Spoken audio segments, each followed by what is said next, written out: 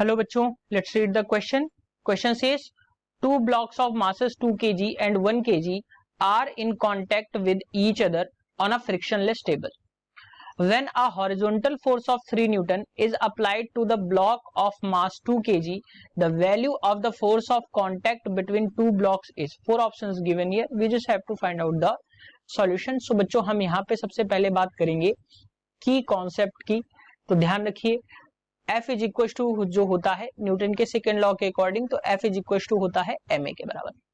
अब अगर हम यहाँ पे क्वेश्चन के अकॉर्डिंग देखें तो बच्चों एक फ्रिक्शनलेस सरफेस है, ये एक फ्रिक्शनलेस सरफेस हमने बना दी और यहाँ पे एक ब्लॉक जो है वो रखा है 2 kg का और इसके कांटेक्ट में एक ब्लॉक रखा है 1 kg का.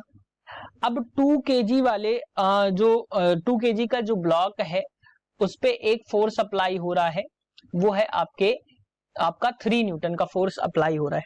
सो बच्चों अब अगर हम यहाँ पे देखें तो जो ये पूरा सिस्टम है, अब ये फ्रिक्शनलेस है तो फ्रिक्शन को हम कंसीडर नहीं करेंगे, तो ये जो पूरा सिस्टम है वो एक बॉडी की तरह वर्क करेगा जिसका मास जो होगा वो 3 kg हो जाएगा.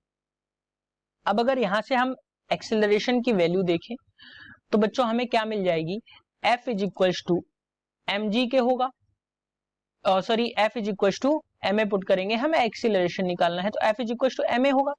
तो F की वैल्यू गिवन है 3 न्यूटन इक्वल टू m की वैल्यू है 3 kg इनटू एक्सीलरेशन.